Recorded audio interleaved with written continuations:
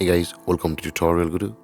Today we'll be learning how to log into Bank of America account online on your computer. And now let's dive right in. Now to log into your Bank of America account on your computer, first open up your preferred browser, as I have already opened the Google Chrome. And after opening your browser, guys, at the top of the screen you can see there's a search bar.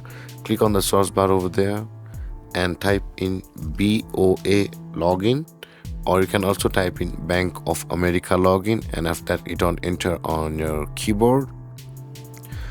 And you can see, guys, at the top of the screen you can see there is the online banking login user ID option where it says from the Bank of America. Click on it,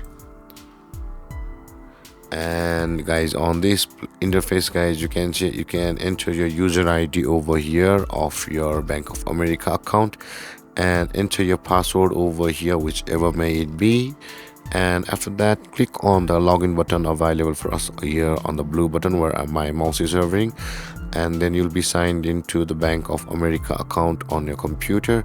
But if you have forgotten your password, guys, you can always click on the forgot your password, and from where you will be directed to this page where you can enter your card or your account number's last 6 digits and enter your social security number or your tax ID number, and click on continue to change your bank account's password.